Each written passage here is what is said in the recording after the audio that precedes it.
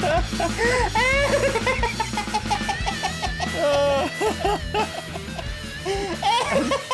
that's when he said, just close your eyes and...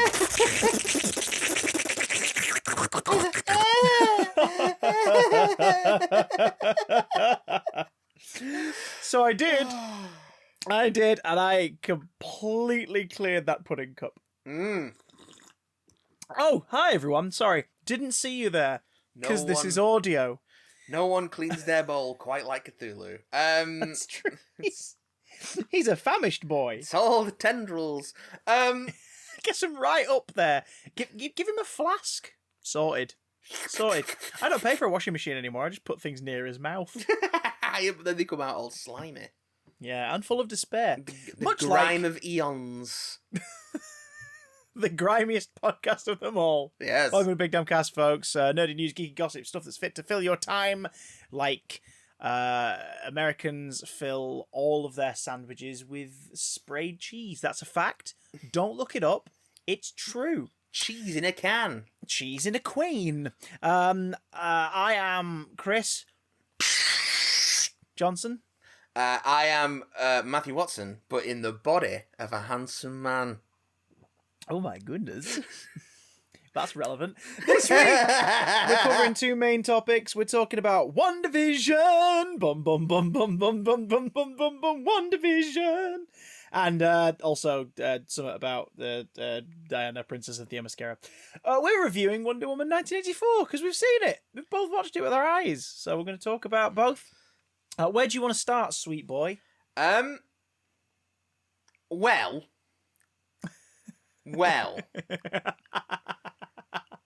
WandaVision is a more... I can see the cogs turning. Is a more sort of open-ended discussion because we're just sort of inviting and speculating. Yep, minor spoilers and probably spoilers for WandaVision due this episode, as well as Wonder Woman 1984. So that's a warning at the top. If you don't mind spoilers, keep listening. We'll do the sort of lighter touch. Ooh, what's this WandaVision stuff first, and then we'll get into the nitty gritty that is WandaVision. Wonder Woman 84. You sound slightly hesitant to talk about Wonder Woman 1984 in some way. I don't know why that might be. I don't know why that might be. I mean, I feel like we're going to have a lot to say about it. Yeah. I feel like we might have slightly different opinions on it. I think one of us had a better time. Well, I think one of us definitely had a better time. But And that's what happens when you're a top. And one of us has had it as their phone wallpaper for 2 years and is now like, what do I replace it with? Because I don't know if I want this as my phone wallpaper anymore. I can't help you. I can only disappoint. I can't. Do you know what it was before this? I've had this wallpaper since late 2019. That's my phone wallpaper and my desktop wallpaper on my phone, my menu. One is a similar Wonder Woman 1984 picture. Both golden armor, neon lights, all that good shit. Before that, I was like, maybe I'll just change it back to what it was before that. But before that, it was a close-up of Buster Jones from the first Cats trailer. Oh, no! Because every time Lucy looked at my phone, she went, oh, God. So I left it on. Oh, no! So I can't even revert it back to that. Oh, no! I can't even revert it back to that because that's inaccurate Buster Jones. They changed how he looked between the first trailer and the film.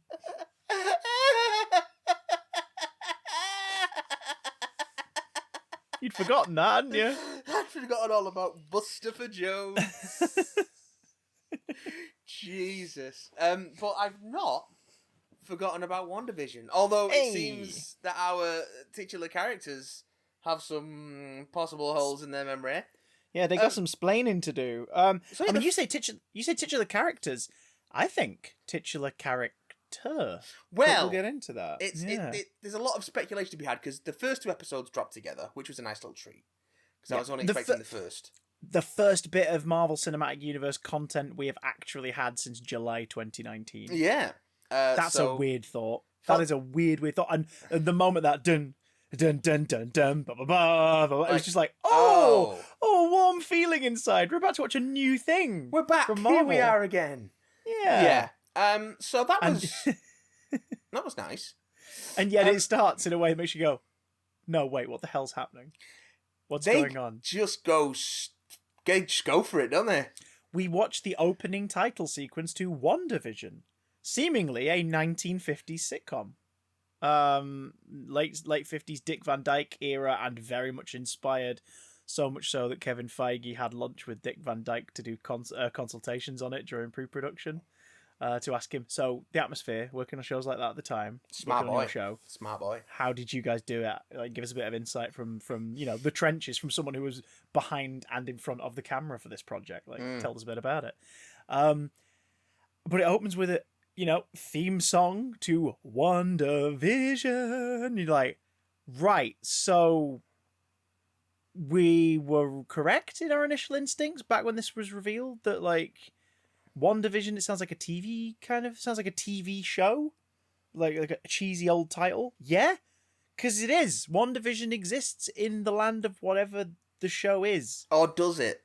Well, exactly. It's those first 2 episodes are a really neat, like, send up of 50s and like early 60s sitcoms. Sort of most significantly the Dick Van Dyke Show, and then Bewitched. Yeah. And I mean, the Bewitched title sequence homage for that episode 2 is fabulous. Brilliant.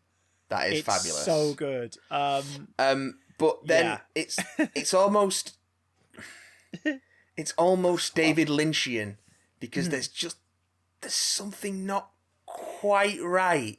Do you know, it feels like someone's decided to make a Marvel Cinematic Universe story, but accidentally put in the screenplay just some pages from Pleasantville. Yeah. It's just and again, like there's a very Lynchian is the best way to describe it. That whole this is one thing, but it isn't, and you know that it isn't, and beneath the surface is something else that no one's talking about. Complete with it's there in-universe ad breaks.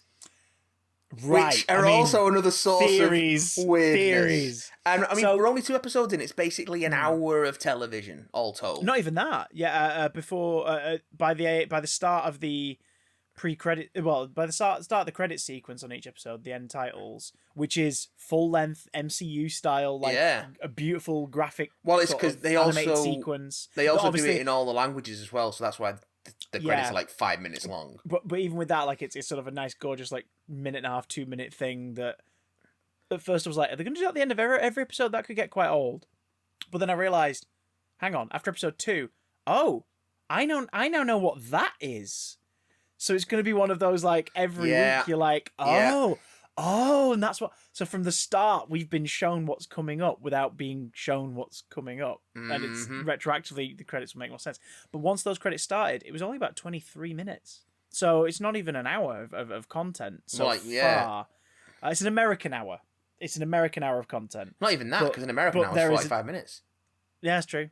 Oh, no, I mean, with the 2 episodes together, yeah. But then again, it has ads, but it doesn't. But we'll get into those. So it's just 2 episodes of a sitcom. Both seem to be... It's almost like the same show has been remade a decade later.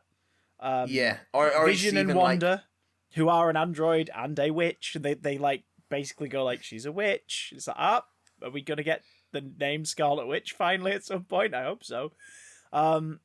Like... a robot and a witch who are a married couple who've moved from the big city, maybe. They think it's a big city. Actually, where did they get married? Have moved into their new home, and they've got a nosy neighbour, and they're trying to live a normal life, and sitcom shenanigans ensue.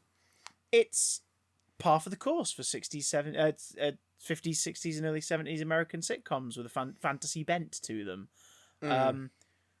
Before we even get into, like, the feck is going on, these just worked as actual episodes of a sitcom. Yeah. There are some... I mean, there's obviously some riffs off of tropes of old sitcoms and taking the piss out of them a little, but definitely through affection. Like, they're not like, weren't these shit? Yeah, like, it's a send-up. Look at these weird charms, and this has aged a bit on it, and yeah. It's certainly a... loving one. Loving one, yeah. But also, it's a good sitcom. The 2... sitcom episodes we've watched so far work. They work well. I found myself like pissing myself laughing several times in both Yeah, episodes. it's funny. And that in itself is adding to the creep factor because Yes. Vision doesn't behave like this. We've never seen Wanda this footloose and fancy free. What the fuck is happening? There's only really one moment in the entirety of the 2 episodes where Wanda actually briefly acts like Wanda. Yeah, you sort of get a glimpse of it in episode 1. Yeah. At the dining table. Yeah. But then the end of episode 2, which said, right, let's just get, if you're listening to this, you've probably watched it. But if you haven't watched it, go watch them. They're on Disney Plus. The next episode's coming out next Monday. This Friday. Go give them a watch, see. Go give them a look at. They are fantastic. But they are fantastic. We're gonna break down just things we like because I think that's the best way to dissect it at this point. Yeah. So, sitcom plot of episode 1. They've got a date on the calendar and they can't quite remember what it's for. There's a heart on the calendar, so they're both sort of sitcom style, assuming that there's an anniversary or it was going to be a date night, and neither of them could quite remember. And oh no, shenanigans! So Vision goes to work for his his numbers business. Yeah, a job. Again, one of the things that's slightly off is he works at a job where no one can quite tell him what they do. And it's played for laughs. It's played completely for I don't know. And it's like, I don't know, just crunch the numbers. But your brain starts going, hang on. Is this a function of whatever's going on? Like, is this powering something or being used to find an answer to something? But everyone calls him Vision, which I think is wonderful. The whole, we're trying to stay undercover, but everyone calls him Vision. Yeah, no one questions it. He's just Vision. Which again is perplexing because where did we last see these characters? Well, we last saw Wanda in Avengers Endgame, by the lake at Tony Stark's funeral, having a word with Clint as they both basically mourn Natasha and Vision. And the last we saw of Vision was dude's head getting ripped open by Thanos to get the Mind Stone in Infinity War. Vision's dead, Matt. Yes. What's he doing in this sitcom? Although, apparently, Oh, they planned but did not film an Avengers Endgame post-credits tag revealing Vision was somehow still alive. I'm glad they didn't. Setting up WandaVision. I also kind of hope that Vision is not alive. And I'll get into that. Yeah. But, so Viz works this job, and vis-a-vis the last times we saw them, oh, my wife and her flying saucers, he says to her flying plates around the kitchen. Of course, we last saw her, ripping spaceships out of the sky in Infinity War and Endgame. Yeah. And she went, my husband and his indestructible head, because he walks through a plate. Do you think maybe that's wishful thinking or projection? Possibly. Considering the last time we saw him, Thanos ripped his head to pieces. Could we just say that everyone involved is clearly having the best time they are doing this sitcom-y stuff? Right, so the side character, Catherine Hahn as the neighbour, is a delight. I mean, Catherine Hahn is always brilliant in everything she's in. And she absolutely nails the nosy sitcom neighbour. Oh, and, so good. And the never-seen spouse trope. Yes. As well. She keeps talking about her husband, but we've not seen him 2 episodes in. I don't know if he's got... I don't know if he's been... I'm looking through the IMDb credits here. I don't think she's got one. I also think she's not just an element of whatever this is. I think she's part of whatever this is. How do you keep an eye on them if not from next door? Well, I suppose. But she also had my favourite line. The whole the mother-in-law was in town, so I wasn't. And it's that is a great old school tropey sitcom line, but beautifully delivered and very tightly written. Both episodes featured a laugh track as well. Yes. Which was goofy as all hell and bizarre. But fit the tone. Their boss, Mr. Hart, who turns out to be the reason for the heart on the calendar because their boss is coming to dinner. It's a typical sitcom mishap, Mr. Hart's coming to dinner, but Wanda's assumed maybe it's their anniversary and the neighbours trying to help her out. And You know, and then of course her Vision comes home and Wanda's in a like sort of sexy feathery dressing gown and is gonna have a romantic dinner, and they have to turn it around really quickly into like, no, dinner with the boss. And Vision has his human face on whenever he's dealing with people outside of the house, but he has his robot face when he's at home, and it's in black and white and 4:3, and the co-workers all show up in different roles in the next one as well. Like, I think the two of the guys in the office were two of the guys on the neighborhood watch team in the second one. I think they're all supposed to be the same characters. Well, that's what I'm saying. It's like the neighbor is, but all the other elements are different when you get into the next one, because they've just moved into town according to the title sequence of WandaVision the second, and it's like, it's almost like everything's resetting to find the perfect fit. It's like things aren't quite right yet. Things aren't quite ideal. Let's talk our main theories about what the hell's happening, because then that could lead into all the little Easter eggs and why we think things.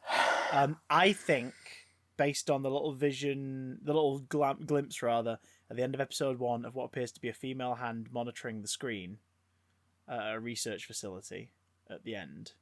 Because the first one ends, titles, a gay old time, pulls out to reveal the program being watched on a monitor in a full colour 16:9 shot in 2019 facility. And then we in episode 2, a radio breaks through and someone has gone like, Wanda, what are they doing to you? Wanda. And you're like, okay, someone's trying to get through to talk to her. Which results, of course, in the again wonderfully lynching, creepy moment of Emma Caulfield. And Yanka herself. The moment she came on, Lucy and I were just like, just like looking at it. I just realised it doesn't translate to audio. Which looks because like, it was suddenly everywhere. Like the week before it came out, that Emma Caulfield was in it that they hadn't really said before.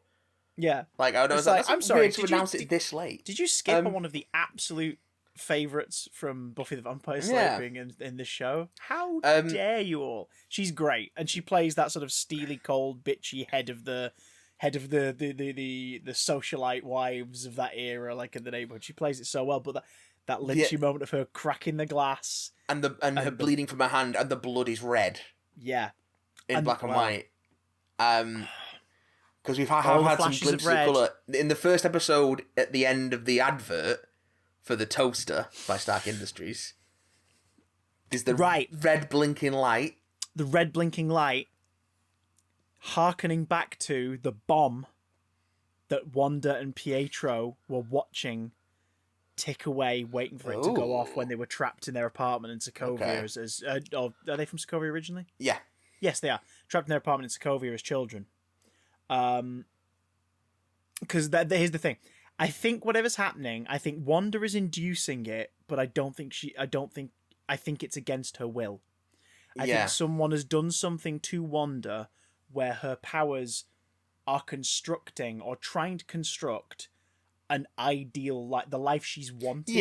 Yeah, I think there's definitely the reason it started out archetypally 50s sitcom tropey and then 60s and it's moving on is because she's not quite found what she wants. Yeah, but she's hearkening to stuff she's seen, maybe stuff she watched on TV growing up, like, you know. So she's working her way through it. Because in episode 1, they're happily married, and they live together, and isn't this great? But they don't wear rings. Oh yeah, that's right. Hang on, okay, we need to change that. And she makes them wear rings because now she's like reality shaping, conjuring bloody objects and everything. Yeah. But then episode 2, it's the same, except they've definitely been married. They've been married longer. They've been there a little longer now. They're settled in. But they're worried about everyone else's opinions of them. So it's like, no, we're sort of in that era where everyone's a bit nosy and we're having to impress the people. We don't want And they're in separate beds. Which they then bring together. Yeah. The kinky sods.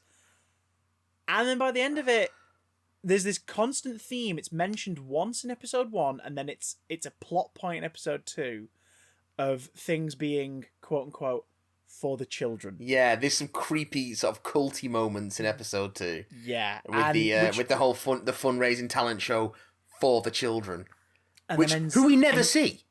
Yeah, and then it ends in them getting home, and she's now suddenly just like 5 months, 6 months pregnant. Yeah, and then that gorgeous sequence where colour bled into everything, and the whole thing moved into colour.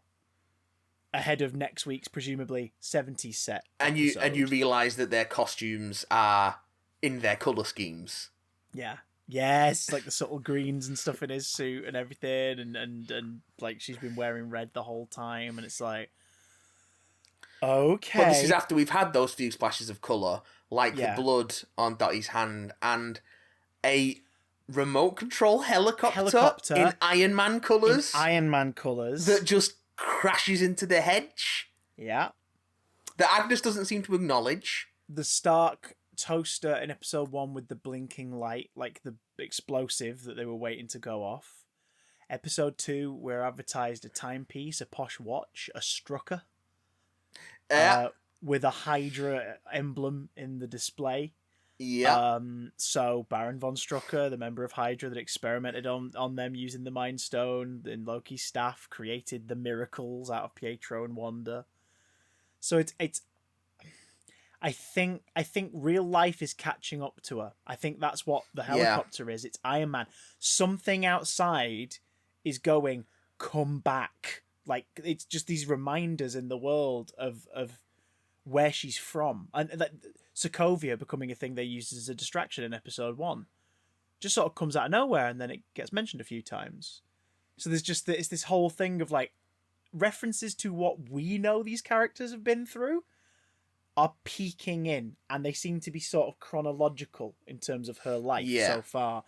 So I think something outside knows she's in danger and is trying to get her out. Hence the whole, like, what are they trying to do to you? We know some of the other cast members in the show include characters who've been good guys. Like, in the, they've been, Kat Dennings is Darcy. We've got the fella from Ant-Man and the Wasp on the way. We have another version. Yeah, Jimmy Woo. Jimmy Woo. We have another version of... oh my god, what's her name? Who? Monica Rambeau. Oh yes, Monica Rambeau's in this. She's she's been in it. Yes, but not as Monica 2. Rambeau. Yeah. So we there's going to be something is keeping her there. Also, rather, something has put Wanda in this situation, but Wanda's the one keeping herself there because she's looking for what she lost, which is the future with Vision that the two of them were clearly, like, forming with each other. Like, this android who is made, like, both of them are made in terms of, like, part of their soul, their being, whatever, are made from the same thing. The Mind Stone is a part of both of them. It gave them both him life and her powers. Yeah. They're connected. It's why I never felt like the romance between them was just like, wait, what? In the films? Because I was sort of like, no, there's something sort of inherited here. Like, they really are the only two people who share that, and they're bonding over that connection, even if they're not talking about it. They clearly have a kind of a magnetism toward one another. They want to be around each other, and they want to spend time with each other. And then between Civil War and Infinity War, it's like, yep, like, he's able to disguise himself as a human, and they are on a romantic retreat in hiding. Like, yeah, they're developing a romance. Oh, shit. That got taken away from her. She's told us in Endgame, you took everything from me, she says to Thanos before she, just to remind everyone, nearly fucking kills him, because she's a badass motherfucker. Who are the 3 most powerful Avengers? The ones who stood up to Thanos. Who are they? Thor, Captain Marvel, and Scarlet Witch. Recognize. Anyway, point is, Hulk's sort of in the corner. He can help out. But anyway, yeah, like, these are the 3 who could actually hold their own in a fight against him. Yeah. So, I think she's being held somewhere against her will, but she's staying there because she wants to stay there, and she's the reason things are changing. She's trying to find her happy spot. She's trying to find the world where it's what she wants it to be. Yeah. Because she's clearly aware that something is interfering. When Mr. Hart starts choking in the first episode, she just sort of lets it happen at first. And then there's that really horrible, uncomfortable moment. They're like, Vision, help him. And like, all the laughs just die down for like a minute. And it's just this sequence of a man nearly choking on food to death. And then Vision pulls the thing out, like pulls the food out with his phasing power, and no one questions it. They just move on. It's like, huh. And then that bit at the end of episode 2, which I don't know about you, but I and the fucking internet felt it based on what I was looking at on Twitter that night. What's just been called the no moment. Where they just, at the end of the second episode, sort of just before everything changes properly, they step out of the house. Because the episode sort of finishes, the story finishes. Yeah. And then they're like, the hell's that? And they leave the house. And the sewer grid opens up in the middle of the street. And a beekeeper steps out. Yep. Surrounded by bees. Shrouded in darkness. Covered in bees, one might say. Covered in bees. I shit you not. If this is not the MCU's version of Swarm, then I'll be fine. But if it is, great. They went there. And she just stares him down because they're like Vision's like, what's happening? Like, do we call someone? What is this? And she just stares him down. She just goes, no. And then everything resets to 2 minutes ago. Yep. And they don't hear the noise. Like the noise isn't there anymore. And we get the lovely, oh, look at this, everything's in colour, and isn't this spectacular and magical? And you're like, right, she's aware that someone's trying to change what's happening. So, this world is happening. As far as I can tell, this world's happening because she wants it to. She knows someone's interfering. She probably knows she shouldn't be in there. What that person or peoples are yet, don't know. But they obviously want something from her, and maybe that involves bringing Vision back to life in some way, or at least in her head, so we can crunch some numbers on something. Like, it's possible that Vision is being kept alive in whatever the simulation is. Because I think he's dead. I think he's dead. Vision's dead. But that little spark of him, like, that whatever could be count for a soul, is with her, because they share the same core, the same power, the same thingy. So I think someone's keeping her fantasy sustained, or letting her continue her fantasy so that they can have access to Vision's mind. Seems like based on some of the imagery, like sword might be involved. There's a sword, but now explain to the listener what sword be, because I thought sword were like intergalactic shield. Sword, if I can recall, is an acronym for Sentient World Observation and Response Department. Right. So another stupid acronym. Yeah, but it's alien. It's SHIELD, but for extraterrestrial threats. Right. Now, that could make sense because these guys got their power from an Infinity Gem. The Infinity Gem's fucked up the world not too long ago.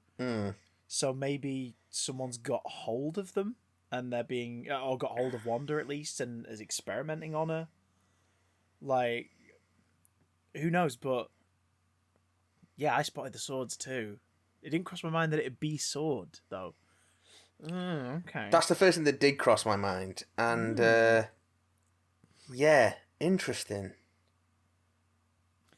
I like this a lot. Did you spot any of the little Easter egg? Right, I can't remember what she's called, but do you remember how comics are weird, guys? You're just gonna have to accept that. Do you remember how Pietro and Wanda were raised by that mutant who is like a half woman, half cow? What? I can't remember her name now. What? So when what the fuck are you talking about, boy? I'm gonna pull it up now. So when Quicksilver and Scarlet Witch were kids, yeah, they were raised. I'm gonna have to pull up her bio and see if I can find her. They were raised by a cow mutant, a mutant cow. What? True story. I don't believe you. Right, I'm gonna pull up their name now. I'm gonna do it. I don't believe I'm gonna really do it. Wanda Maximoff, Earth 616. No, I don't believe it. Bova. As adolescent, yep. Cut. You found her? Sure. Yep. Sure. Why not? She's an uplifted Guernsey cow. Yep. Bova. What? In the opening title sequence for the second episode, the Bewitched one, the milk ad at the back of the store had Bova's face on it. Sure. Specifically like Bova. Sure. There's a bit where Vision phases through the floor. In that title sequence, we see him like phase from upstairs to downstairs during that really charming. Where he's like, phasing through the shower, getting ready, or phasing into his suit, and all these things. Grim Reaper's helmet is in the floorboards. Oh, yeah. Grim Reaper being he's someone's brother, isn't he? He's Wonder Man's brother. Wonder Man's brother. The behind the scenes featurette for the show shows one of the show's creators and stuff. One of the people, the cast and the crew team, being talked to, and concept arts on the back wall, including not concept art but just a poster of blurred but very distinct Wonder Man. So maybe they're just filling it with lots of just little nods to like the history of Wanda and Vision, because obviously they were both in the Avengers with Wonder Man, and maybe they're just putting these tiny little nods and references in there for the shits and giggles. But it's like, that's some very specific shits and giggles you're sneaking in there, guys. Yeah, that's some very specific shits and giggles. I guess we'll see. Yeah, I mean that's all we can do. Like we're 2 episodes into, I think it's a 9-episode run. 8 or 9. Yeah. So yeah, like we've barely scratched the surface. Like we have no idea what this is going to become. Did you see the audience disconnect online? It wasn't a lot of the audience, but there was a fair portion that were like, I don't get it. It's lost me. A little bit, but I think, one, you're at the beginning of a story. Yeah. Which is, if this was a film, you would still be in the first 10, 15 minutes. And episode 2 very clearly ends with something is going on. Like, I mean, episode 1 even does with the reveal of the monitor and someone watching the monitor. It's like, right, what is this? Which I think is why they dropped the first 2 episodes together. Mm-hmm. Because just the first episode, I don't think a lot of people would quite get the sense of what's going on. I think part of it, because it seemed to be mostly from a younger demographic that were rejecting it. I think part of it is because they don't have a frame of reference for the content that's being possibly homaged. Possibly, because it's a very dated style of comedy. Because we grew up in an era where TV from the 60s and 70s principally was on repeat a lot on TV. Like, on your BBC One, you'd have all this, that, and the other, but BBC Two would be full of stuff from the 70s, the 80s. You'd be full of all the sitcoms, films, documentaries. And for people in the States, a lot of those shows were on syndication. So, they just saw that stuff constantly.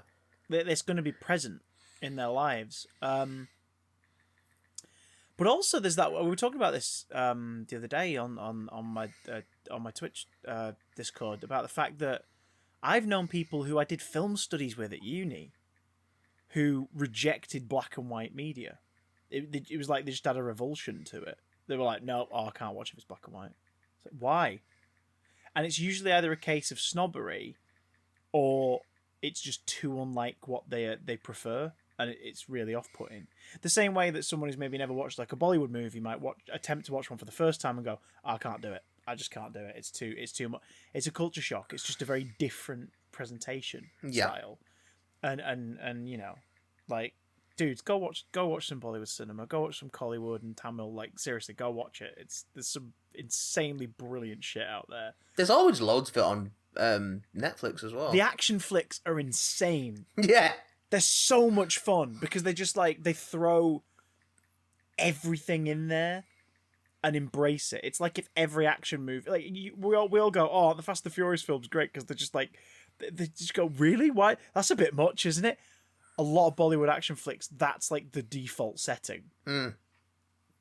And it's completely knowing as well. It's not like they've gone in going we don't realise this looks goofy. It's like, no, we know it looks goofy because it's a big action set piece with cars flipping over and dudes backflipping out of a car into a moving speedboat. We know this is ridiculous. We're here to have fun. You're like, yeah. Anyway, but I think it's a culture shock thing for people of a certain age and generation. They just see the black and white, the 4:3, and they go, wait, hang on, why's my TV black on the sides? Yeah. Why are these big giant black bars either side of the picture? What's going on? It's like, just buckle in, enjoy it, folks. See where this crazy train goes because it's definitely going to go somewhere. Yeah. I'm intrigued. Yeah. I think, like The Mandalorian, we're probably going to dip back in once a week and just sort of offer some thoughts on the respective episodes. Probably. So, I think we've got, like, well, I think it's 9 episodes, so I think we've got another 7 weeks of this. so if you're interested in our thoughts on WandaVision, make sure you're watching alongside us over on Disney Plus. Not sponsored, but if they'd like to, I mean, yeah, please. And if you're not fussed about it, then sorry. For the next several weeks, we're going to be talking about WandaVision. Sorry about that. That's happening. Now, this second in time, Okay, sees us both having not only watched the first MCU piece of content to be released since 2019, yeah, but also first bit of DCEU, not official title, content released since early 2020. The Snyder Cut, no. Oh, by the way, that just confirmation came through that the Snyder Cut is not a 4-hour miniseries. What? It's a 4-hour film. Oh, piss off. Wait, who said that, though? Snyder? Zack Snyder. Despite the fact that it's being distributed as either you can watch it as one cut or 4 separate parts. I think it was in a Q&A he commented as it's a 4-hour film. He's such a pisshead. And he wants it to get such an egotistical, fragile pisshead. It's and ridiculous. he wants it to get a theatrical release in territories that don't have HBO Max. Great, Zach. Bring people into the cinema while people are dying. It's never gonna happen. There's no cinema in their right fucking mind is gonna show a 4-hour film. I think I hate him. I don't know. I don't know him personally, but just the vibes he's given off this last year since this project's been happening. Just so what, you got a problem, bro? It's like, Jesus, Zach. Fucking calm down. I don't know him and I don't care to. Zack Snyder produced a movie we both watched. Yeah.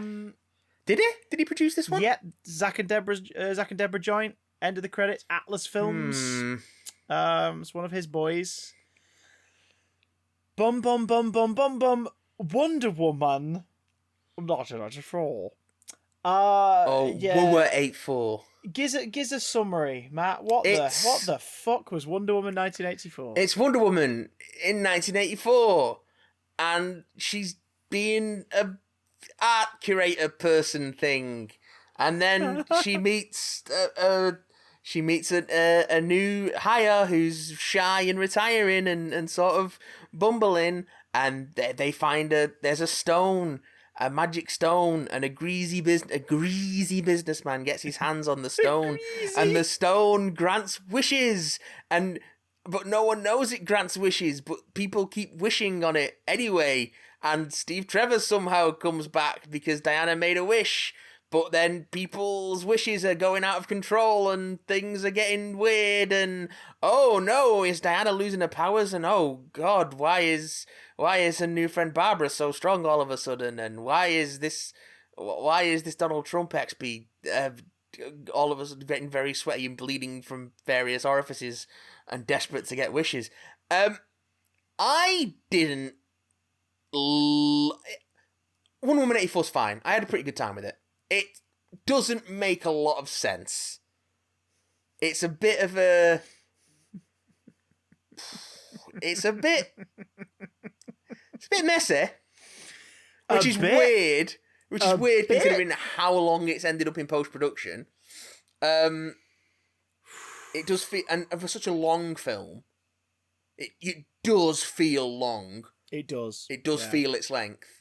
And for such a long film, it feels like they've taken some narrative shortcuts that don't quite make sense. But I enjoyed a lot of the action set pieces. I enjoyed Kristen Wiig.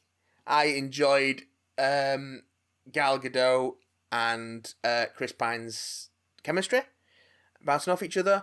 And I also enjoyed very much Pedro Pascal's Maxwell Lord, but I don't know if I enjoyed it quite as much as he did, because I don't think anyone is capable of feeling as much joy as Pedro Pascal seemed to be feeling whilst playing that. We talked about people in WandaVision having a whale of a time. he is clearly enjoying himself so much. Easily the standout performance of the film. But yeah, like it does. I'm not in love with it. I don't think it's anywhere near as good as the first one. It's not like I have. Like it just felt a bit flat in places and a bit. Oh, this thing's happening now, and this thing's, and we're over here now, and this thing. It's a bit like Aquaman was like sort of like 3 different movies jammed into one, but they were all quite simple movies, so it kind of worked. Whereas this is like 3 movies jammed into one, but they're all different films, and they don't quite mesh. So that there's good bits here and there, and for the most part, I had a whale of a time. But it is too long, and yet is not fleshed out enough. At the same time, that's what I'd say about Wonder Woman 84. There's some good stuff here, but I'm not necessarily sure it's worth £16 to rent it. Like, I don't know if it's that good. If you're on the fence, I thought it was really boring. I can see how I did feel long. I can see how you would go with that. And I really didn't want to be bored. Full disclosure, I think we both loved the first one. Yeah, like first one's really good. The first one's astounding. Yeah. It's brilliant. It gets a bit. It shits the bed in the third act. It shits I don't the bed even know in if the it third shits act. the bed as much as it just maybe turtle heads. Like yeah, prairie dogs. Yeah, it prairie dogs plot a little bit in in the third act. There we go. But ultimately, it's this brilliant story of innocence and hope and trying to strive for or look for the best in humanity through the eyes of this incredibly powerful but very warm and excited lead character who is like seeing man's world for the first time.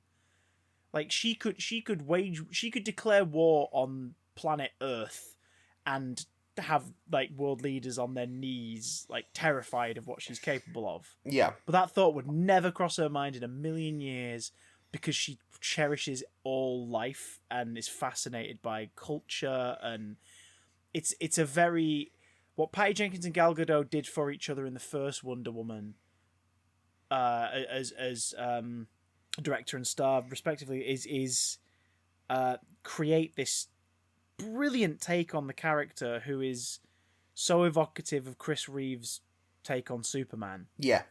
And the work that Chris Evans has done as Captain America, where they've gone, no, the reason why these characters are beloved is because at their core they are sincere and they are good people.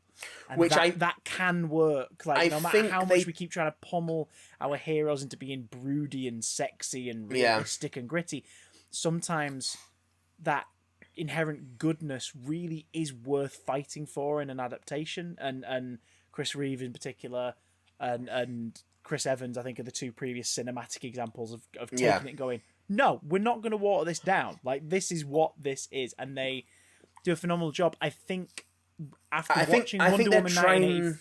I think they're trying to evoke that same thing here. Yeah, but as you say, it gets watered down by all the plot that's going on, but also, I think we missed someone out. We missed someone out this whole time. It wasn't just Patty Jenkins and Gal Gadot.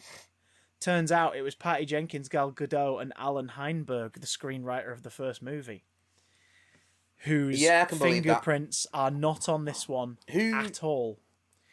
This one was a 3-way script by Patty Jenkins, Jeff Johns, and David Callahan. Jeff Johns, who is not in Ray Fisher's good books, at least. Mm-hmm. Maybe Jeff Johns is a prick. Maybe Jeff Johns is the worst. Maybe Jeff Johns is one of the worst. But here's the thing. So in terms of pedigree, like in terms of writing and experience on this, here's an interesting one. So Alan Heinberg wrote the screenplay for the first Wonder Woman, right? Yeah. He was mostly a TV writer and producer, so worked on things like Party of Five, Sex and the City, Gilmore Girls, The OC. His cinematic contributions at that point were the film's Blue Like Jazz, but he only got a special thanks, so it's possibly just tidied up on that one. His only screenplay and story credit is Wonder Woman. But the story of which, correct me if I'm wrong, but the story also... of which was co-wrote with Zack Snyder and Jason Fuchs, who at that point had written Ice Age, Continental Drift, and Pan. So, you know, like, yeah. So let's face it. Out of those three, Heinberg's probably the one who delivered what we wanted, right? Well, Heinberg made it work because he also... Go on, exactly what you're going to say. He's also written comics. He co-created most of the Young Avengers. Yeah, he co-created the Young Avengers. He wrote some JLA with Jeff Johns. Yeah. And he wrote 4 issues of Wonder Woman. Like, Dude created Kate Bishop's Hawkeye, created Wiccan, Hulkling. And probably would have written a lot more comics, but had such a busy TV career that he couldn't really fit it in. Yeah, so this is a guy who, out of the 3 people who worked on the story, and is the sole screenwriter for the first Wonder Woman film, a dude who comes from TV production and writing, on dramas that, you know, not my cup of tea, Sex and the City, The OC and stuff, but they ran for a long time for good reason. Like, people connected with these stories and these characters. And was a comic book writer. And now that I've read that, I'm like, I can see that in Wonder Woman. This is someone who gets Diana and how she can be interesting in the real world we're in, and especially in the harsh reality of World War I, the setting of that film. That's something I thought was really unusual. In that movie felt like a more hopeful film by the end of it to me. Yeah. Than this one. But anyway, so Wonder Woman 1984 is written by Patty Jenkins, the director, Jeff Johns, the racism harbinger, and also DC Comics writer and original producer and stuff. Which, to be fair, it could be the same thing for a lot of people. Yeah, not true, but I can't help but bring it up because let's not hold him on a pedestal here. And David Callahan, who's got a lot of screenwriting credits. Are you ready to hear the films he's written? Oh, hit me. 2005's Doom. Oof. The film mostly remembered because of that really cool visual bit near the end that looked like Doom the game, and that's it. The film most remembered because, for some bizarre reason, Rosamund Pike isn't wearing a bra for the whole thing. Oh, God. Horseman, Telltale, The Expendables trilogy. Oh, wow. 2014's Godzilla. So, I like that. You like it, but come on. It's not a great script, is it? I mean... You write a Godzilla film and miss out that much Godzilla. I think it's a better script. In a way that the main takeaway from all audiences was Godzilla was barely in that. I think it's a better script than King of the Monsters, but I think King of the Monsters is a way more fun movie. I think you're high. King of the Monsters is fucking great. And having rewatched it when it went on Now TV, it wasn't just because I enjoyed it in the cinema. King of the Monsters is fucking great. It is so much fun. You are high. I'm not saying it's... all right. I know I said it was fucking great, but I don't actually mean it's good. It's not good. It's fucking great. Oh, God. Because it's so much fun. You're still excited for Godzilla v. Kong, right? I'm very excited for Godzilla v. Kong. Because King of the Monsters was fucking great. He did an uncredited production rewrites. This usually means rewrites on the fly during filming days for Ant-Man. So probably came in, tidied it up to add some gags or whatever. Okay. He wrote Zombieland Double Tap. Well, yeah, that's not... Wonder Woman 1984. The upcoming Mortal Kombat. And here's the thing that makes me sad. The upcoming Shang-Chi and the Legend of the Ten Rings. And the Spider-Verse sequel. Oh. Well, I mean, looking at those... Do not want... Yeah. He created and occasionally wrote episodes of Jean-Claude Van Johnson. Which I only saw the pilot for, but the pilot was really good.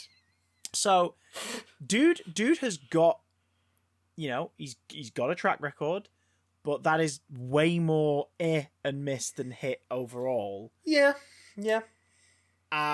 So I'd imagine he was the sole, he was the more driving screenwriter on this, or at least possibly delivered draft one, and then Patty Jenkins and Jeff Johns did what they did to it, changed it, moved it around and stuff.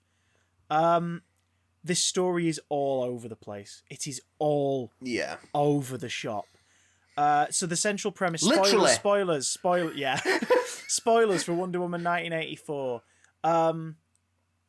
So Kristen Wiig plays Aldrich Killian. No, sorry. Kristen Wiig plays Edward Nygma. No, sorry.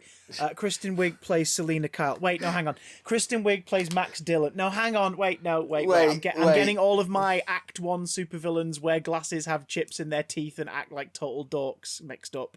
Oh, yeah. Kristen Wiig plays Barbara Minerva. I do like her in this, though. She is great, but that wardrobe is just like... It's so lazy at this point. This is the 5th supervillain in a mainstream comic book movie who's had the exact same design before their trajectory into the villain. It's like, especially when you have 3 iterations of Cheetah to pick from, to just do something we've already... Like, this is the first time Cheetah, Wonder Woman's Joker, has been seen in a film. Yeah. In a live-action movie. And they decide to make her stand out by doing what we've seen 4 times before in other supervillain roles. Like, 2 of which in DC films. I'm just like, why would you... Now, that's not to say she is absolutely... If you were to put Guy Pearce and Jim Carrey and Michelle Pfeiffer and Jamie Foxx in front of us now and say, right, which one of these guys did it the least cringeworthy? You'd sweep them all out of the room and you'd bring Kristen Wiig in and go, Kristen Wiig was better. Do we want to include Halle Berry's Catwoman in that as well? Yes, because that is derivative of Pfeiffer's. So absolutely, yes. So, Patience Phillips, if that was her name, does not escape. Patience, something that movie does not engender. Oh, God. Oh, Jesus. She's going to have a shot of milk, Matt. Well... That's something that both those characters have something in common. The Catwoman, and Cheetah in this movie have something in common. Both of them get their powers from a magic curse/inheritance that is vaguely defined. Extremely vaguely defined, and yet the plot revolves around it and the mechanics of it. Yeah, and here's the thing. I've seen people complain about the magic rock. I have no problem with our main plot revolving around people taking advantage of a wish-granting rock. It's Wonder Woman. Yeah. It's fantasy. I am all for it. The last DC movie... the second to last DC movie that I really dug was about a child who says a magic word and turns into a superhero. Yep. I am totally fine with Magic Rock. What I'm not fine with is 3 screenwriters not understanding how the fuck a monkey's paw works. And constantly saying, it's like a monkey's paw. It's like the monkey's paw, but doesn't work like a monkey's paw. So film begins with young Diana going through this really well-shot, well-edited, brilliant, like, Olympic-style event on Themyscira. Hell of an opening sequence, but it's a phenomenal opening sequence, and it's mostly just an excuse to get Robin Wright and Connie Nielsen back for a cameo each. And also... bring back the actor who played young Diana. Yes, I did wonder when I was watching it. Is it the same actor? She does a great job, and it's a phenomenal sequence. It's really, really cool. And as soon as it ended, I was like, right, we're not going back here. We're not going to... This will be the flashback in Themyscira. Yeah. So this is going to be... when you've watched enough films and you can pick up on the tropes, I'm like, this is going to be the lesson that comes back later to help her save the day. And the lesson in that is she shortcuts on the race. Like, she finishes first, but having cocked up halfway through so she doesn't hit one of her markers. And Antiope knows that, so stops her from throwing the winning, like, punt of the javelin at the end. And Diana's like, why? And she's like, because you didn't win truthfully. You didn't win the right way. Like, only when you play the game the right way, like, do you deserve to win? And that's fine. Like, I'm not saying that you're deceitful. I'm not saying you're bad. I'm just saying you need to learn that before you can earn it. So, right. So the mission of this is be true to yourself. That's the correct path. That goes away completely until the final 5 minutes when suddenly Diana's like, Maxwell Lord, think of your own truth. You've got to be true. And that's how you win. Now, again, not a bad message. Great message. Apparently the lasso can do that to people now, but whatever. Like, it doesn't just make people tell the truth, it can show them the truth. This is a film in which Diana literally has new powers. Yeah, she turns a plane invisible, which demands. Works. Which works. I don't mind her turning the jet invisible, because it's a Wonder Woman staple, the invisible jet. Like, and she makes a point of being like, it's a a trick of like great power and this, that, the other. And I tried to learn it as a kid, but I'd forgot about it. And then I tried it recently. I made a cup disappear. I've still not found it. And it's like, that's quite funny. Like, so she's cool. It's not like a thing she can just do at will. It's something she has to practice. And again, reinforcing that this is a world of magic. Fair enough. Like, fine, let's go for that. But she flies now? No. She Buzz Lightyears. She falls with style. But to get momentum, she grabs onto clouds with the last... When we saw the trailer for this movie... I don't mind it because it's cool as shit, but I get what you mean. When we saw the trailer for this movie and we saw her swinging from lightning, I was like, that is so fucking cool. I wonder how we get to that point. Apparently, it just happens. Okay. The film sets up several ideas, but then does nothing with them. And then delivers payoffs for things it never set up. Yeah. It's really, really odd. So, a black market, cut to the 80s, Diana's in Washington, D.C. Great setting. Very different from a lot of the superhero movies to be set in it in a American city of like smaller scale, smaller buildings, long roads, long streets, very distinct architecture, museums, and political buildings and everything. Like it's a great setting.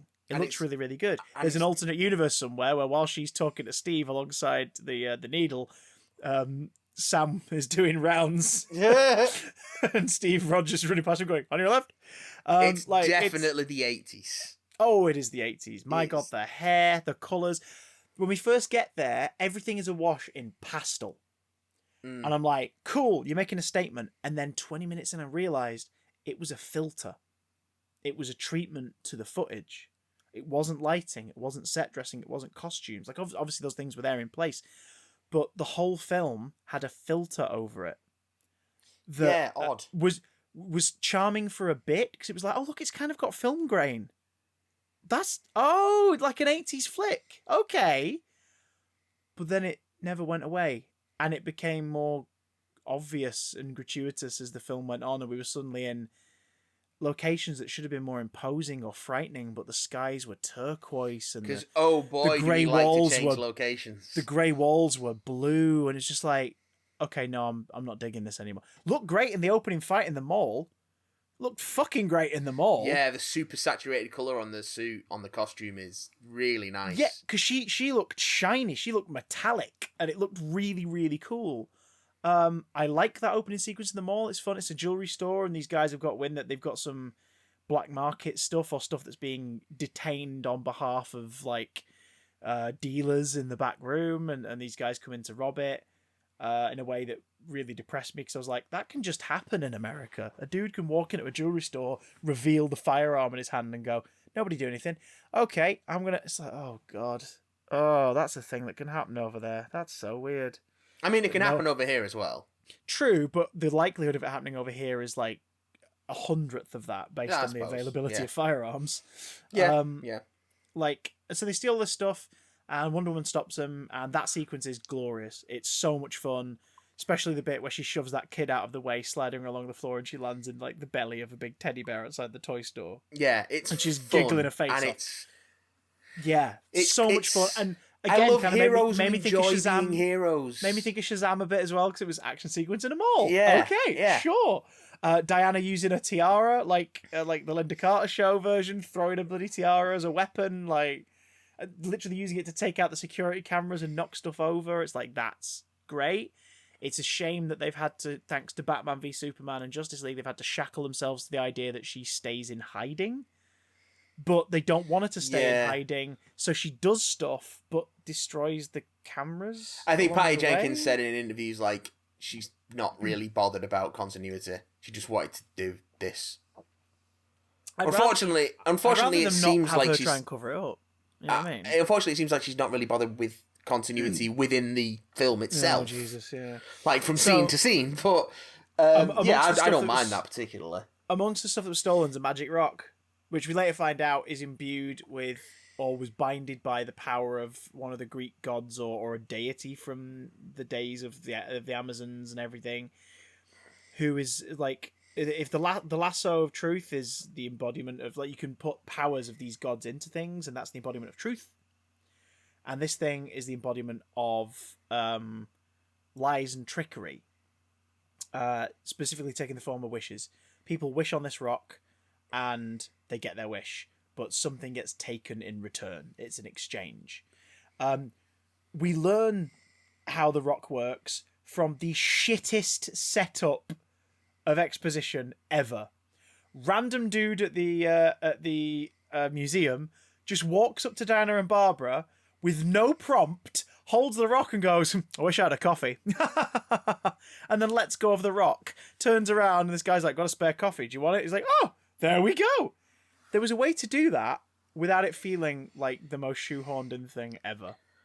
Like he turns around and the first thing he says is, randomly touching the rock for no reason, I wish I had a coffee. I think the implication is he's been listening to the conversation, like he's overheard them. But then show that. Show a little sort of a side moment, or even have him chip in. No, he is doing that in the background. Over. He is doing that in the background. I don't know. It's not the actor. It's more the delivery of that moment. It's the editing. And because he is. You could he's there. He's milling about. But he's, it didn't feel out of place to me. But it was more the fact that what do you call it? Diana keeps to herself. She makes a big point of like being everywhere, but not really chatting with anybody or getting to know people. She's just there. And Barbara's been there a few days, like a week, and no one's really talked to her. But he just kind of talked to her like they were in a three-way conversation already. It felt jarring. But then there's a few moments in this movie where they try to set up something emotionally, a character relationship, a connection, and then just kind of drop it or pretend it already existed. Because then we have Maxwell Lord, who is a oil magnate, kind of. His business is starting up. He's trying to basically plunder spots for oil reserves within America. He's a con man. Yeah, he's managed to get successful enough that he's got a campaign, and in a not so subtle allegory to a certain 80s business tycoon, unquote, and owner of a brand of things with gold either in the name or the logo made of it. He is very much a TV personality pretending to be way richer than he is, and it's worked because people are just like, yeah, oh god, that guy, he's loaded, he's helping us out, and he's gonna this, that, and the other. And like you said, Pascal's having a fucking blast playing Maxwell Lord. So they've gone for your DC Comics fans. They've sort of gone for the original take on Maxwell Lord, as in like mortal man who's a bit of a shitbag comes across. Oh no, sorry, it's more the New 52. New 52 is where he gets augmented, isn't it? And he's like given an option to suddenly have this power to sway people. He always had that, I think. Yeah, because the earliest when he first rocks up, he basically sort of takes, because his power in the comics, either artificially given to him by a device or by genetic tampering or whatever, he's always had he's sort of like shit Purple Man. He's got the ability to subtly manipulate people through just his words. So it's not like mind control, but he can get to that point if he spends enough time micromanaging someone. Yeah. Because in his initial big storyline, he eventually gets Superman under his control by just steadily influencing him over as a villain. He was a non-villain for a long time. Yeah, and then he tried some shit. Yeah. And if I remember correctly, it's only when they realize that it's too far gone and that Maxwell Lord has to die to free Superman, Wonder Woman, when she finds that out, gives Max the option to reverse it himself, and when he refuses, Wonder Woman kills him. Yeah. Because Maxwell Lord was about to use Superman for some sinister, shady shit. On live TV! Yeah. So, and then other iterations have done kind of similar things, but he's either been a superpowered person playing a long con, or a con man gifted with a supernatural superpower contrivance that then helps him with his grift. In this iteration, he gets hold of a magic wishing rock that he's been researching for ages. He was the one who was having it held at the jewelry store, and then he gets hold of it by flirting with Barbara at the museum to get it back and sneak it off when she's not looking. He knows what it does. It grants a wish, but in exchange takes something. It took me a day after watching it to really figure out what every action and reaction was in terms of the Rock. Yeah. Because throughout the movie, characters describe it as a monkey's paw. For those who don't know, the monkey's paw is the same kind of treatment as the Queen's nose, or an Australian supernatural kids drama from the 90s. You remember the twists, those kind of shows where a character gets what they want, but in a twist of ironic fate, it kind of folds back in on them in some way. That's sort of the monkey's paw rule generally. Like, I wish to be famous, you say on the monkey's paw, and the finger curls, and that's the first wish.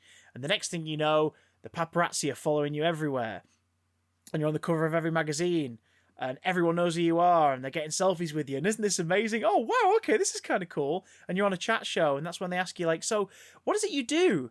And you don't really know what to say. And suddenly you realise, hang on, what am I? And then the paparazzi keep following you.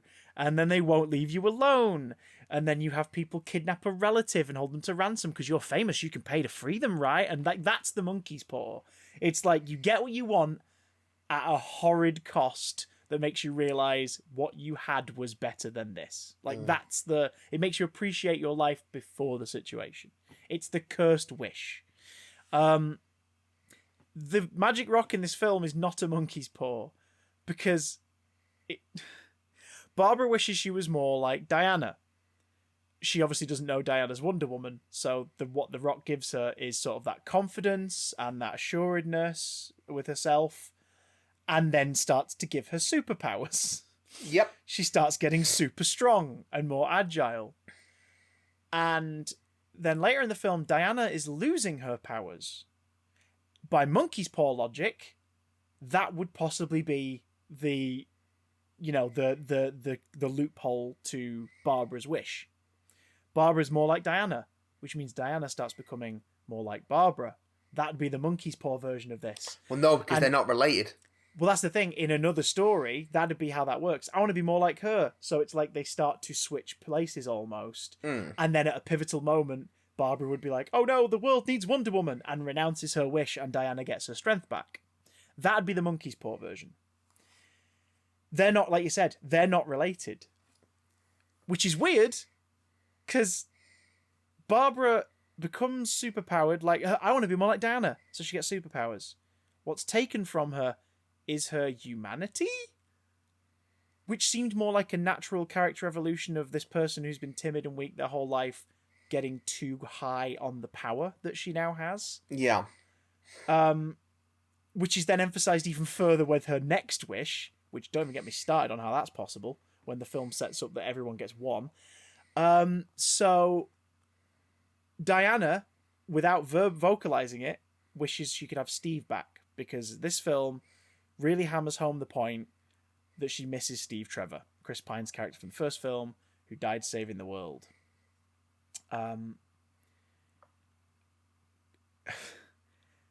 So the downside to that is that Diana starts to lose her powers. But surely the downside is that Steve, to exist on Earth, has replaced someone else who's already there. Yeah, like that's... And that's the thing. They establish that Steve's looking in... He woke up in this apartment, and it's not his apartment, and he looks in the mirror, and he, and we the viewer, can see the man who he's seemingly replaced, but Diana can see Steve, and yet they never do anything with that. Not at first, they never have him like run into a colleague of his or something. No. Do you know what I mean? So there's no Diana doesn't recognize him at first. Yeah. And to everyone else, he looks like. And I think that's why they did it, because they envisioned that scene. They thought that'd be kind of cool if this guy just suddenly starts talking to her like Steve, and then she sees Steve. But then they do nothing with that. No. Narratively, to create tension, conflict, comedy of someone else hanging out with him and apart from the sort of creepy undertone implication of sexual assault, because they're using his body for sex and he can't consent to it. Yeah. Because that's weird. Now, if Steve had just suddenly appeared and that was the back and forth of that, Steve existing means this guy has gone, then you wanted to do the monkey, that's the monkey paw logic. Yeah. She'd wish for Steve to come back. So Steve's back. But for Steve to be back, someone else has to go. So Steve's just suddenly in this place and he's off with Diana, and then you learn later that this guy is a dad. And or it would be someone... their dad has gone missing because he's not physically there anymore. He's gone. Or it would be someone close to Diana. But no one's bothered to establish. Or even just where it's taking someone from someone else. Because this guy, as it turns out, is single, ready to mingle, doesn't know anyone, isn't related to anyone, doesn't live with anyone, has no relatives or friends. Well, no, but do you know what I mean? They don't establish that, so it's not even like you can do that thing of Diana's having to fight that selfish urge of being with the man she's missed for 70 years, and having to give that up because it's not right. Making the hero's choice in the end. Instead, she makes the hero's choice of renouncing her wish, not because she's stolen a dude's life so that Steve can walk around in this guy's body and only Diana knows it's Steve. She gives it up because it's the only way to defeat the villain, not because it's necessarily the right thing to do. Now, she and Pine play it off as it being the right thing to do in that last scene. And that the moment of him saying bye is brilliant. That's wonderful. They just kind of have this moment. They play off each other really, really well, but the material isn't great. Amidst all the chaos, she walks away. He calls out for her, but doesn't come back round the pillar or whatever. He just calls out to her. And as she walks away, she's crying. She renounces her wish. And we just know that Steve's gone. And she doesn't look back. She keeps running. And she starts to get her powers back.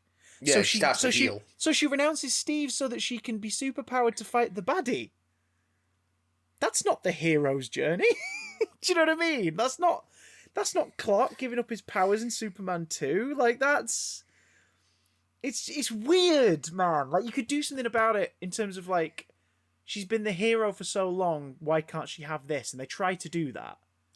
But it's so muddied in the rules of the quote-unquote monkey's paw wishing because rock. They're not really properly established and they're not really properly stuck to. And also has she just spent 70 years pining for Steve? Apparently so. That's really upsetting. That means Diana's had no agency for 70 years. But she sacrificed so much, yet has this incredible ill-defined job and this beautiful apartment, and she doesn't own a TV except for the 4 TVs that she owns in her surveillance room. I said this to Kanisha when we were watching it. They're not TVs, they're monitors. That's what you tell the licensing man when he comes round. But it also means that truth's so important to her. Why did she lie about the TV thing? They're not TVs, they're monitors. I will talk about stuff I enjoy. People who are listening to this going, did you like any of it? I did. I like quite a lot. I like most of it, but I think I think the problem is that I was distracted enough by the stuff I like. Yeah, I think you bathed in the fun more. Yeah, whereas for you and for other people who have a problem with it, I think the good stuff in it is just not enough to sort of paper over the cracks in it, which is sort of the balancing act that you have to play with a lot of genre stuff. It's those acceptable breaks from reality. It's how inconsistent you can be with the rules of real life and the rules that you establish in the film, and get away with it because what you're doing is compelling / entertaining / terrifying, whatever it's trying to elicit. And I think that this kind of falls... I think Aquaman... I compare it to Aquaman because I think Aquaman does it really well.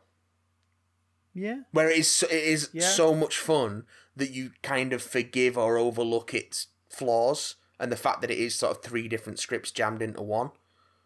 Aquaman sort of felt like a Saturday morning cartoon movie. Like it was just big and flashy and silly and you know, it was a popcorn film. Whereas this kind of felt like 3 screenwriters vaguely recalled watching body swap comedies and sex comedies from the 80s and forgot why the premises worked. They just remembered that the premises happened. There's no and real put them into a film. I guess there's no real reason why it has to be set in 84 either.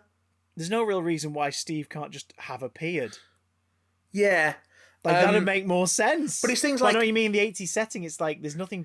I guess to service Maxwell Lord's story at first, but once Maxwell... Because the interesting bit is Maxwell Lord gets the rock and his wishes...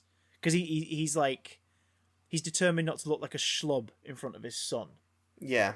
Which then apparently at the end is revealed to be because... His dad always beat him and abused him and called him a loser, so he doesn't want to be a loser. And somehow, I think it's meant to have made him realise that he's mistreating his son just in a different way, so he reconnects with his son. Good luck reconnecting with your son after you're arrested for what you did to the fucking planet, mate. You go to jail for 40, 50 years. Yeah, the fact that we never see, and we never see what happens to Barbara as well. There's no real consequences for any of the villains. Barbara somehow wishes again and wishes to be better than everyone else and be an apex predator, so becomes Cheetah. And I've got to say, look pretty fucking good. Yeah, there was great. A bit of scuttlebutt before I watched it that the Cheetah stuff looked dodgy, and I thought it looked pretty good. It kind of sucks that scene was the only one where suddenly everything was washed out in blue like another Snyder movie. Well, I think I wanted to see that. I wanted to see that orange and yellow fur and like, you know, Wonder Woman. Obviously, she was in the golden armor, which again made no sense when you actually examined it. It looked cool, but it made no sense. Like, I wanted to see those colourful costumes clashing. You know what I mean? Like these bright, big, larger-than-life characters fighting, and instead they were both just washed out in blue, and they just swung on electric cables for 3 Ironically, minutes. I think... And then she's like, "You're not going to change back?" No, right, well, I'm going to drown you and electrocute you then. Ironically, what? I think the reason that it was muted is also the reason why it looks as good as it does. Because they couldn't quite make it look good. Brighter. So they just the fact that it's at night and darker probably hides whatever problems they had with it. I didn't particularly notice any, and I imagine a lot of it was makeup that they touched up. Maybe. I mean, Wig was the highlight for me. Pascal was a lot of fun, but Kristen Wiig, for me, I was like, I buy everything you're doing. I buy everything you're going through. I know what you're feeling from what you're giving, and considering you are primarily known as a comedy actress and a softer drama actress, you are delivering in an action film. You are delivering sympathetic. You're delivering villainous. I buy it. You're pretty damn fun. It's a shame you're going to die left alone on that island, apparently. Because somehow Maxwell Lord gets back. But anyway. So the only interesting plot development to me was Maxwell Lord getting hold of the stone and his wish being, I wish that I was the stone. Great idea. Like, suddenly, he's able to grant wishes. And then that's when it became clear that the monkey's paw thing was bullshit, because it was... No, I grant a wish, and then I take something in return. But then it was never really explained. We kind of had to debate about it, me and Lucy, trying to figure it out. So, his wish was to be the stone. So what the stone then took from him was his health? I guess. Which is why, when he's wishing on... Right, so at first... He becomes the stone, and then he goes to Simon Stagg, cool shout out, and wishes... He gets Simon Stagg to wish that Maxwell's company, Black Gold, will prosper because it's in benefit of them both. Yeah. And he's like, well, of course I wish that. Fucking wind sound effect. The wind. Great. And in return, I'm going to take all of your shares away. So what he takes is Stag's shares in Black Gold. What he takes. Or does he take all of Stag's shares? In return, what he wants is for Stag is to get Stag's money. Yeah. And magically lose him, like take him out of his. I think he says something like, "You will magically be removed as an obstacle," or something like that. Yeah. And then as he's Next going thing out, you know, his company's been investigated for fraud, and the feds. The feds arrive to take him to tax jail. So then he goes abroad to grant a wish to the guy who he basically is like, I want my the legacy and the dynasty of like my people to I want all my again. ancestral land back, and I want all the people I don't like to stay away. Yeah, and Maxwell Lord's like, your wish is granted, and in return I'm going to take all your oil. So it's like, so Max is building his business up But then he also goes, I'm going to take your men as well. Because he can't take the oil. So why can't he take the oil? Because the guy's already sold all the oil. Right, so he takes his men. Because the guy says, I've already sold all my oil to the Saudis. Right. Like that's it, yeah. So you can't have it. So then his men go suddenly all right, go all I'm gonna zombified and leave with him, his security team. It's not even like they're zombified. It's just they have a moment of confusion and then they're cool. They're just with Max. Yeah. So then I'm like, right. So his plan is what he's basically planning is to get rich by taking everyone else's reserves. But then he starts to get sick. So he wishes himself via other people to the point of getting an audience with the president. He's after power. Yeah. Well, that's the thing. Early on, it's success and it's money and it's proving he's not a loser. And then it becomes power. So he wishes himself away into the president's thing so that the president gets enough nukes to fight back against Russia for many reasons. Yeah. And in return, Max Lord takes the president's authority by being a higher authority than him. Yeah. So essentially he becomes the president's boss. And the president's just suddenly like, yep, sure, I'll tell you what you need to know, let's do this. And everyone around him in the room is sort of like, what? No. Huh? But then they go along with it too. And then... Right, so he wants power. But he's also dying somehow. Well, because the implication is... The stone is eating him away or, or killing him. The stone is influenced... Because the way that the stone works is like, all these civilizations wished themselves into extinction. Yeah. So which is a great premise, but that's not what's. It's not very. That's not what's happening to him. It's not well communicated. Like yeah, well, that's not what's happening to him. Like it seems like these civilizations were destroyed because everything got out of control, which this film sort of doesn't very convincingly show us. Like it shows us DC going into disarray.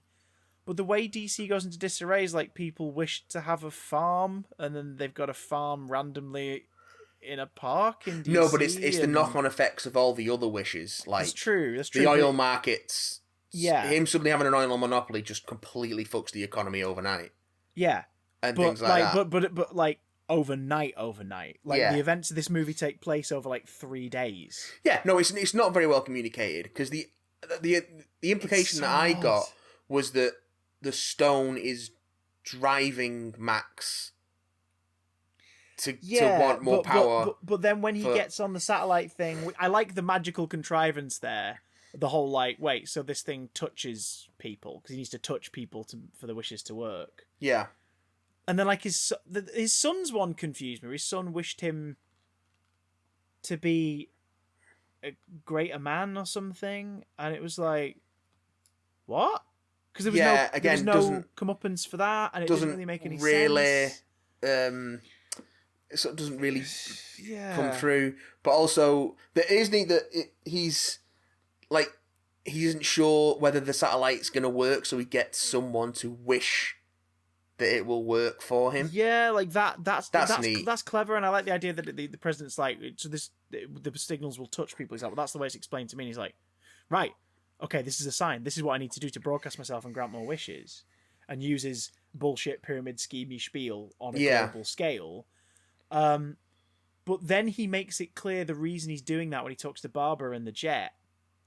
After probably my favorite action set piece, which was the fisticuffs between Wonder Woman and Steve and the Secret Service. Yeah, the stuff, the whole White House sequence is really cool. The car chase with the missiles and the tanks was great, but like the White House punch 'em up for me was like, that is, I get everything that's happening. I understand everyone's motivation. The choreography of it all is really, really good. Reaction shots of Pedro Pascal being like, "Oh shit," are really funny. Like, you know, this is great. And then he gets in the jet with her, and in that he states that he's going to grant all the wishes he can and take all the life force he needs to stay alive. So it's like, wait, so his motivation now is to grant all these wishes to heal himself? Okay, and then what? Yeah, what? Like, and then what? What? Well, the greed's gone to his head. Yeah, but to what end? Like, he's a planner. The film establishes early on that this man has managed to grift for at least a decade to a semblance of success. Like, he wouldn't. It's not like he's got so much power he doesn't know what to do with it. No, he knows exactly what to do with it. He's planning. And his plans don't lead to anything. I think what the movie's going for is that the stone is pushing him in that direction for its benefit, but I think it does a really piss poor job of actually explaining that. But it's also really odd to be like, well, so we learn in it that either everyone has to denounce their wish or Diana has to destroy the stone. So kill Max. And it seems like that is absolutely last resort for Diana. And you could argue she's the hero, sure. But then people wish like horrid racist attacks and people wish for people to die, and it's like, I'm sorry. My big problem with the third act of Man of Steel is that Superman didn't kill Zod sooner. Do you know what I mean? Like, he shouldn't have to, and it's going to cause him great pain to do so, but Zod is killing millions of people. Clark, you're the only other, like, grown-up in the room who can take him off the table. Please, for the love of shit, take him off the table. Yeah. And the same with Wonder Woman. In the first movie, we saw her killing German soldiers. So, kill Maxwell Lord. Yep. And again, some might listen and say, but that's not what heroes do. Sometimes they have to, and we watch it happen in other hero things, and sometimes it's delivered flippantly in that Saturday morning cartoon cops and robbers kind of way, and sometimes it's done where it then weighs on them and they have to deal with it, and it all depends on the character, the circumstance, the story they're in. In this film, Diana is a superhero through and through when she's in the role of Wonder Woman. She's saving people left and right. She's doing the right thing. So I'm glad that she went the route that wouldn't cause death and destruction or involve her killing the bad guy to cut it short, because the better way is always refreshing to see. Yeah. But the world was eating itself alive, and this was a long shot, like a real long shot. Do I wish she'd killed Maxwell? No, I wish they'd just written a better conclusion that didn't result in me going, why aren't you killing him? Kill him. Because it's the only way everything's going to be saved is if you kill him, or like, I don't know, break the satellite. Yeah. I don't fucking know. But by making him have a young son and that being his primary motivation, you then can't really have Diana kill him. Exactly, but you also didn't have to write the son in. Yeah, well, yeah. But that's the mess you've got in yourself in there. Because by the end of the film, we didn't have any villains. No. Neither of them were villains. They were corrupted by power. I guess the god that made the stone, which is like mentioned in a throwaway which is like Ares is sort of a non-entity, really. Yeah, it's in the first movie. Yeah. And while we're at it, where are those people from the future that came to Earth in the Timeless Children in that TARDIS. Where the fuck are they? They're not in Revolution of the Daleks. Where are they? Where are they? The 3 aliens from the future they're just living their lives. They're just chilling. That. Mention that. Like, what? Anyway, point is, I wish I liked it more. I really do. For me, it's sort of like the 3 DCEU movies I've loved are Wonder Woman, Birds of Prey, and Shazam. Like, for me, they're the peak of what this franchise can and should be. I think for me, and then it's sort of Aquaman for fun, Wonder Woman 84 for, just spectacle. For Pedro Pascal, Kristen Wiig, great. The last 15 minutes of the theatrical cut of Justice League. The Suicide Squad soundtrack album, not the soundtrack in film. And then the rest of it. Oh, Man of Steel, I guess. I've never... I've like no half desire to of go Man back. of Steel. I have no desire to go back and watch it. Like, I mean... And then the rest of it can burn in the pits of hell. For me, it's just fluff. Like, it is inconsequential, like, insubstantial fluff. I think I'm more disappointed than... Yeah, I can't really find it in myself to care about it enough to be massively disappointed. And it's weird. Like, it's fine. I don't like spending time with world-weary Diana. No, it's not interesting. Like, she's not fun. I didn't like spending time with her in Justice League, and I certainly didn't like spending time with her in this. And I get that it was in service of reversing roles for a couple sequences where Steve was the wide-eyed, excited person seeing a brand new world, like Diana did when he brought her back to England in the first one.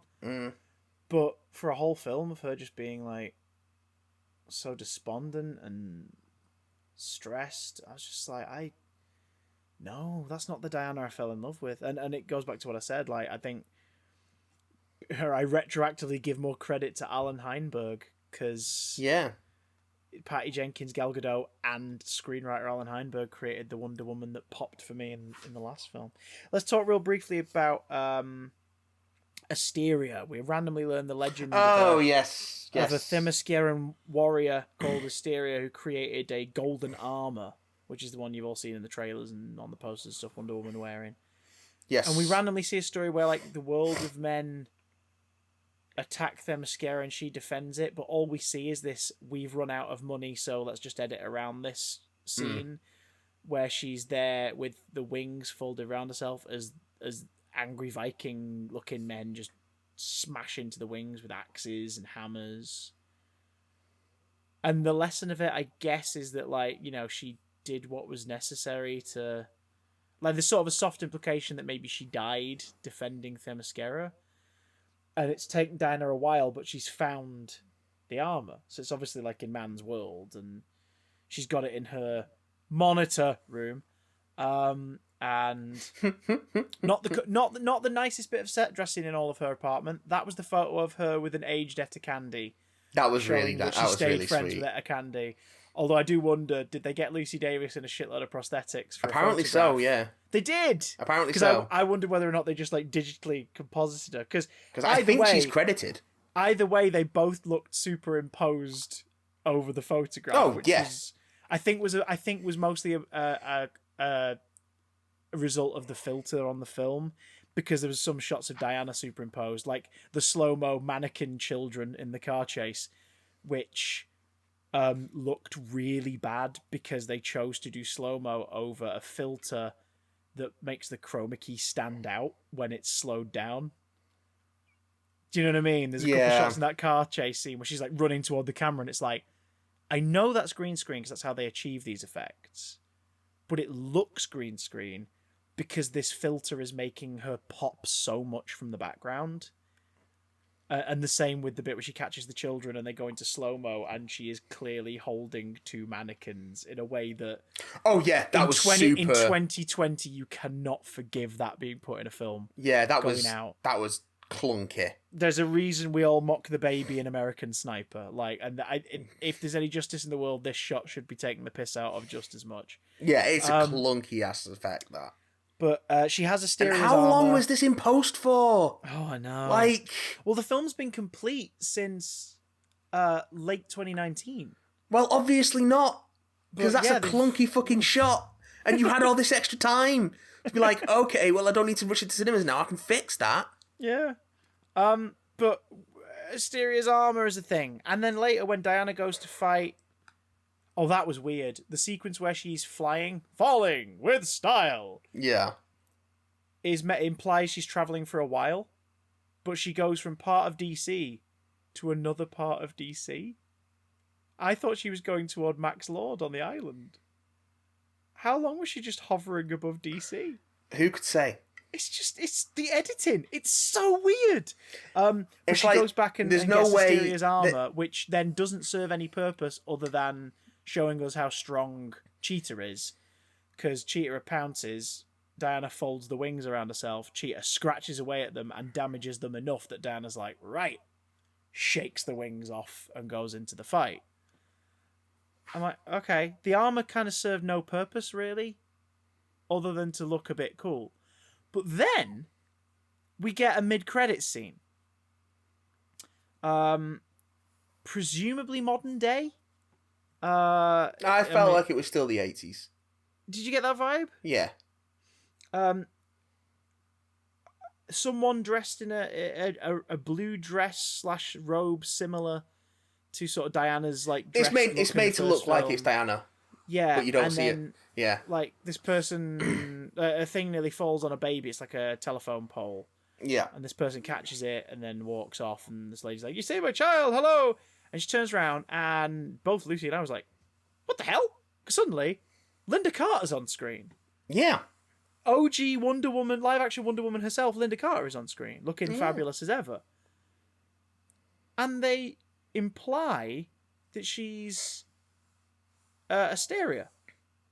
No, they say that she's Asteria. Yeah. Because she's credited as Asteria. But like, oh yeah, no, well, yeah, of course. Like, sorry, I mean, in the scene, they imply, because it's just like, oh, it's an Amazon living on Earth. Because we know that Asteria, like, she was never found, but her armor was found. Yeah. And then it comes up with Linda Carter as Asteria. And you're like, right. And?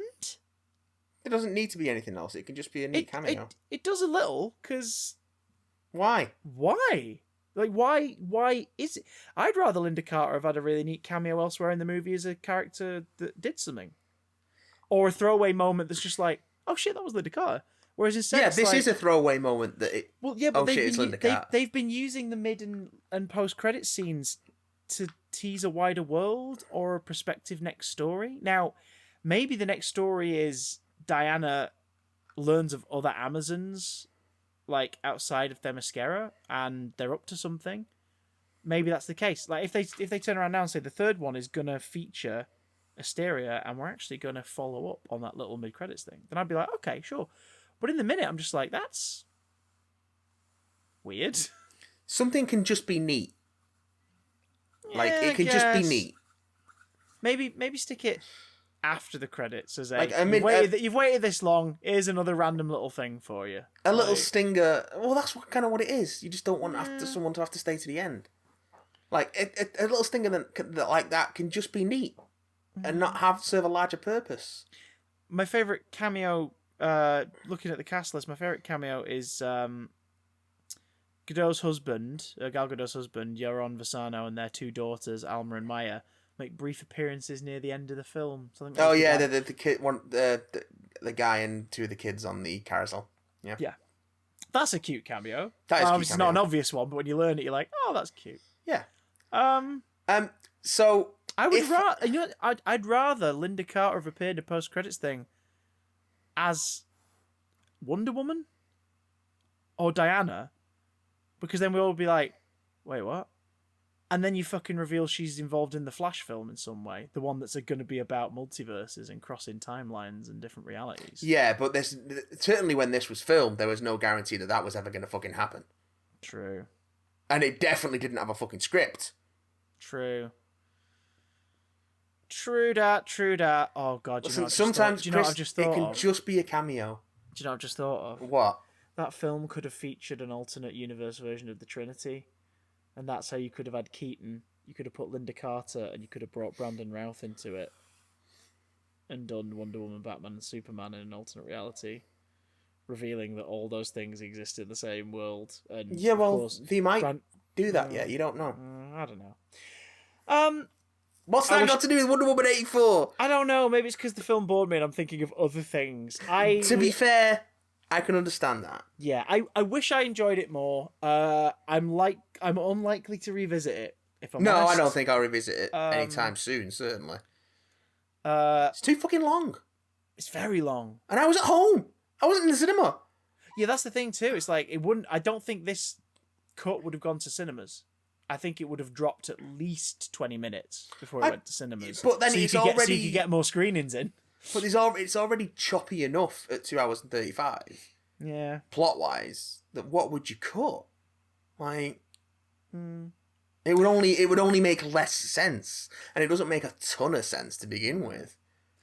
Have you guys seen it? What do you think of it? BigDamnContact@gmail.com if you've seen Wonder Woman 1984. You can also let us know. Don't rush. But you can also let us know on Twitter @BigDamnCast. Hit us up during the week on stream. Matt streams Adventures in Backlogging every Friday from 7 to 80 on twitch.tv/BigDamn. We're also on YouTube if you want to see all of our wears and tears. Big Damn channel. And if you want to support the channel in some way, help keep the lights on, or just, buy us a coffee when we can afford to buy coffee from places outside of our own homes in the future, by going to patreon.com/BigDamnCast. That's the thing you can do. Yeah. Or you can scour the earth to piece together the golden winged armour of your forefathers or foremothers and use them to shield yourself when shopping in our big. Just remember that the armour goes over your nose. It did well. Pull your fucking mask up. See you next week! Bye! Bye! Ride a bike! Bye!